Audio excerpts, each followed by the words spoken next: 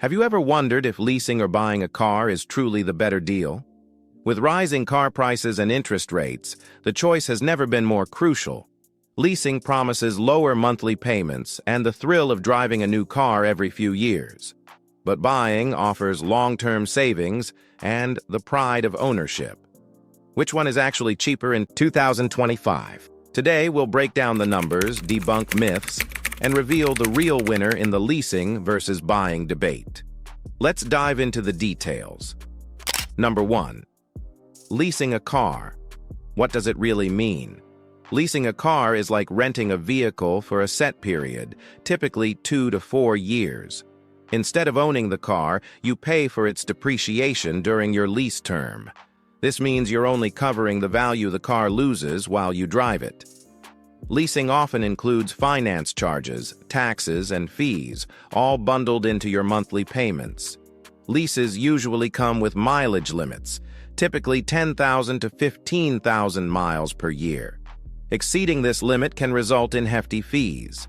Additionally, the car must be returned in good condition, or you might face wear and tear penalties. The biggest appeal? Lower monthly payments and the chance to drive the latest models. But keep in mind, you won't own the car at the end unless you pay the residual value, which adds to your overall cost. Number 2. Buying a car. Understanding the basics.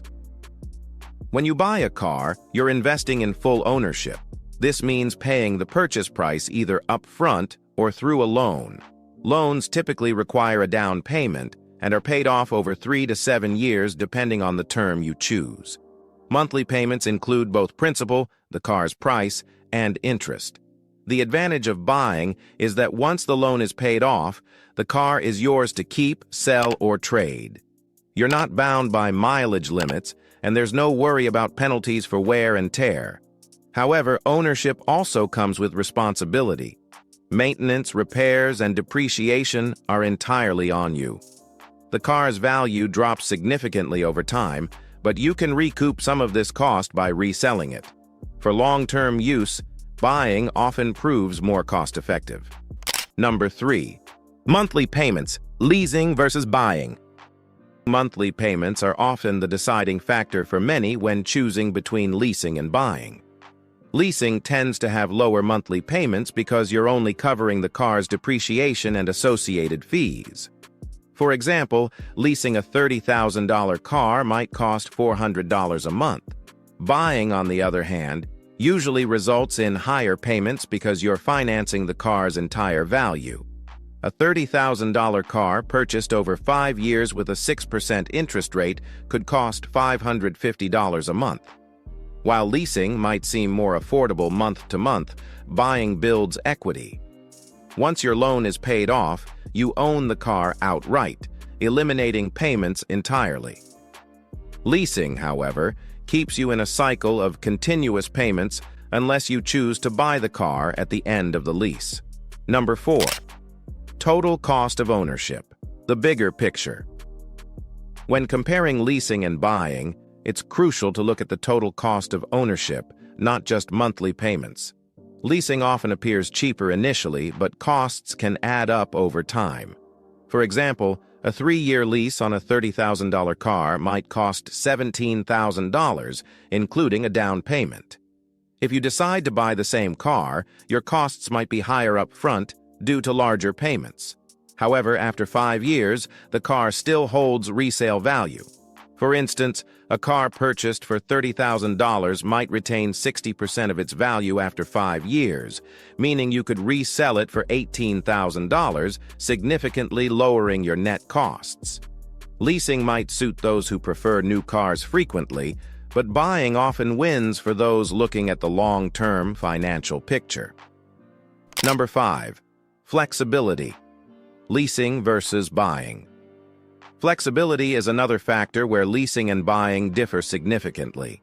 Leasing offers the advantage of driving a new car every few years. If you love staying updated with the latest technology and features, leasing makes that possible without committing to one vehicle for the long haul. However, leasing can feel restrictive due to mileage limits and penalties for early termination. You're also locked into a contract, making it harder to adapt if your financial situation changes. Buying, on the other hand, provides freedom. Once you own the car, there are no restrictions on how much you can drive or how long you keep it. You can modify it, sell it, or keep it as long as you want. For those seeking long-term flexibility, buying often proves to be the better choice. Number 6. Depreciation, a hidden cost. Depreciation is the biggest hidden cost of owning a car. The moment you drive a new car off the lot, its value begins to drop. On average, a car loses 20% to 30% of its value in the first year alone, and about 50% by the 5th year. When you lease, depreciation is factored into your payments.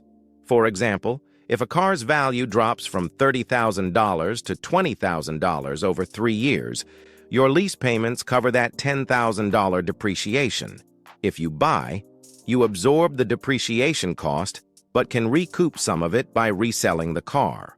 For those who plan to keep their car for a long time, depreciation becomes less of a concern, making buying a more cost-effective option.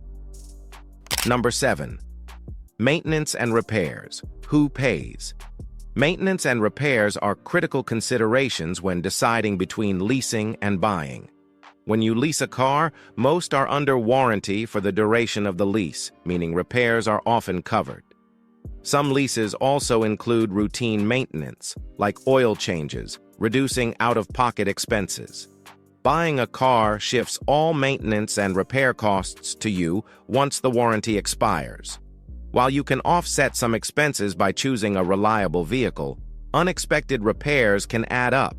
However, if you maintain the car well, it can last much longer than a lease term, making the upfront costs worthwhile. Leasing might appeal to those who prefer hassle-free maintenance, but for long-term savings, buying and taking good care of your car is often the smarter financial move. Number 8. Residual value. What happens after leasing? Residual value is the estimated worth of a car at the end of a lease term. This value is critical because it influences your monthly payments. Higher residual values result in lower payments since you're covering less depreciation. At the end of a lease, you have the option to buy the car at its residual value. Sometimes this value is lower than the car's market value, offering a potential deal. However, if the car's market value is less than the residual, buying it might not be worth it. For buyers, resale value is similar. A car with a high resale value can offset the initial purchase cost, reducing your overall expense. Understanding residual and resale values helps in making an informed choice. Number 9. Making the right choice. Which is cheaper? So, which is truly cheaper in 2025? Leasing or buying? It all depends on your priorities.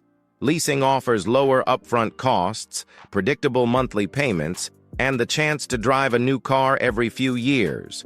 However, it comes with mileage limits, no equity, and ongoing payments.